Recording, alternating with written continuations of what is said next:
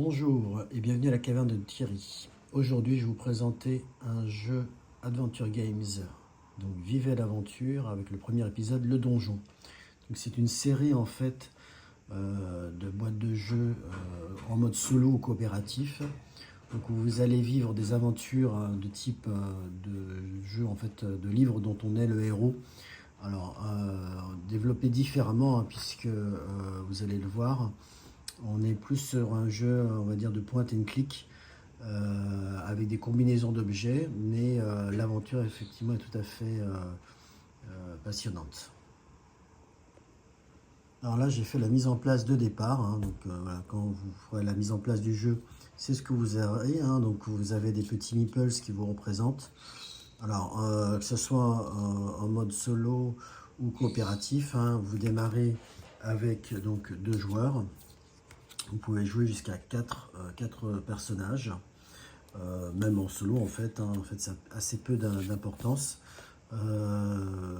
si ce n'est qu'effectivement, chaque personnage n'a pas forcément de pouvoir particulier, mais va pouvoir interagir différemment selon les situations. Donc en fait, ici on a des cartes de départ de lieu. Donc en fait vous démarrez là dans cette histoire dans un donjon, vous ne savez pas ce qui se passe, pourquoi vous êtes là. Et donc là c'est la première pièce que vous découvrez effectivement lors du début du jeu. Vous avez un résumé d'un tour, vous avez un gros paquet de cartes en fait qui vont représenter différents objets, personnages, etc. Donc ce sont les cartes aventure, bien sûr je ne vais pas vous les montrer. Et ici donc vous avez d'autres pièces du donjon. Voilà, donc pareil, je ne vais pas vous les montrer, bien sûr, pour vous gâcher, je ne vais pas vous gâcher en fait la découverte. Et donc vous avez aussi des cartes mission, voilà. Et enfin des cartes épilogue. Et pour terminer, bien sûr, vous avez des points de vie. Donc vos personnages auront des points de vie. Alors ça va se répartir en fait selon le nombre de personnages que vous allez jouer. Donc commençons en fait le cœur du jeu, le résumé d'un tour. Et vous allez voir en fait ça s'explique en quelques minutes à peine, c'est tout simple. Donc vous avez effectivement vos meeples qui représentent vos personnages. Et donc vous allez pouvoir faire à votre tour 3 actions différentes. La première, tout simplement, c'est d'explorer une zone numérotée. Donc par exemple, je vais aller explorer, voir par exemple le squelette. Vous avez, effectivement, je ne vous avais pas parlé au début, un livret d'aventure, bien sûr avec des numéros, voilà, je vous montre rapidement, ou des lettres, selon si c'est des pièces, voilà, rapidement, hop. Et donc, vous avez pouvoir comme ça, en fait, tout simplement, en fait, comme un peu un jeu de point and click, vous allez donc explorer la pièce, explorer les zones, réfléchir dans ce que vous pouvez faire effectivement, et donc vous référez à chaque fois au livret d'aventure. Voilà. Donc c'est la première action possible. La deuxième, en fait, c'est que je vous ai parlé en fait de ces cartes aventure. Vous allez pouvoir en fait parfois combiner ces cartes aventure, on peut vous représenter des objets ou d'autres choses. Vous allez pouvoir les combiner en fait tout simplement avec le livret. C'est-à-dire que par exemple, je vais prendre l'objet numéro 10, je dis ça au hasard, donc je ne vous montre pas. Par exemple, j'ai dit, tiens, je vais peut-être le combiner avec la porte ou avec le squelette ou le barreau, par exemple. Et donc, je vais tout simplement prendre donc, le numéro ici 10, par exemple, avec le barreau 801. Donc, ça, je vais aller chercher le paragraphe 10 801. Alors, bien sûr, soit, effectivement, il y aura mis une entrée qui va vous dire il se passe quelque chose, etc. Soit ça va vous dire, soit vous ne trouvez pas le numéro, donc c'est qu'a priori l'action est impossible. Donc voilà. Vous pourrez bien sûr aussi combiner, donc ça c'est la troisième action possible, combiner 2 cartes aventure. Donc par exemple, je vais prendre l'objet 10 et l'objet 11, ou l'objet 10 avec l'objet 23 par exemple, et je vais combiner les 2 objets, voir si se passe quelque chose. Donc par exemple, si je prends l'objet 10 et l'objet 23, je vais aller dans le livret au paragraphe 10-23, voir ce qui se passe. Voilà.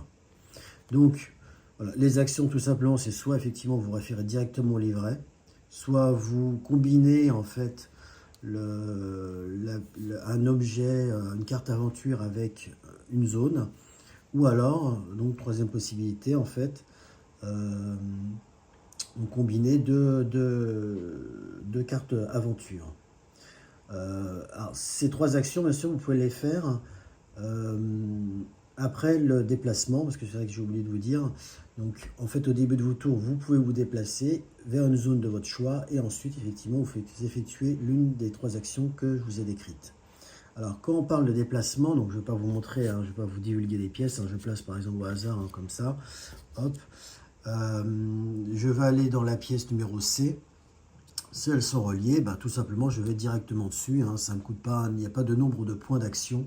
Hein, voilà, je me déplace là, ou je me déplace là, ou là, comme ça, voilà. Et après, je fais donc l'une des trois actions. Voilà. Et c'est tout, en fait. Quand je dis c'est tout, la mécanique du jeu vraiment est très simple.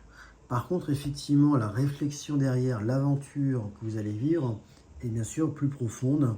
Vous allez devoir cogiter, hein, si je puis dire, réfléchir quelles actions, quel objet, etc. pour vous sortir de situation, pour essayer d'avancer, hein, donc là en l'occurrence dans ce donjon, pour vous en sortir. Voilà.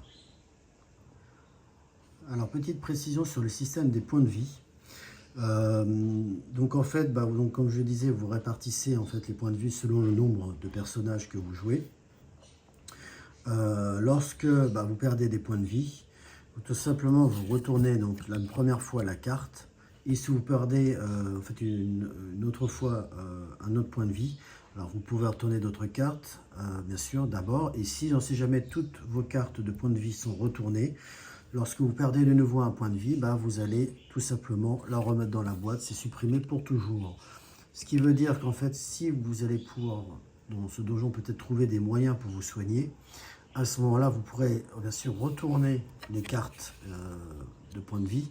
Par contre, si elles sont dans la boîte, vous ne pouvez pas les récupérer. Donc effectivement, il faut essayer de se soigner avant que ces cartes de points de vie ne disparaissent. Et attention, lorsque vous allez perdre ces points de vie, si par exemple un autre personnage n'a plus assez de points de vie, l'autre personnage peut entre guillemets lui passer des points de vie, c'est-à-dire qu'en fait on imagine par exemple qu'il va courir, se jeter devant vous pour vous protéger, etc. Et c'est lui qui va perdre les points de vie à votre place. Ce qui permet en fait au final, c'est comme si vous alliez gérer en fait un pool de points de vie. Eh bien j'espère que cette petite vidéo de Adventure Games, donc le donjon, vous a plu. Hein, il y a d'autres jeux dans cette gamme-là. Je n'ai pas encore essayé. Hein, donc j'ai essayé pour l'instant uniquement le donjon et qui est vraiment... Enfin, j'ai été jusqu'au bout de l'aventure. Vraiment très bien. Encore un dernier mot aussi, c'est que l'aventure se passe en 3 chapitres. On peut arrêter à chaque chapitre, faire une pause ou à tout moment en fait. Le mode de sauvegarde est assez basique mais assez simple au final. Puisqu'il suffit de prendre une photo en fait de la scène où vous êtes, donc avec la disposition des différentes pièces, pour pouvoir en fait recommencer après une autre fois. Voilà, j'espère donc que cette vidéo vous a plu et donc n'hésitez pas à vous abonner à la chaîne, à mettre un pouce pour encourager la chaîne. Merci.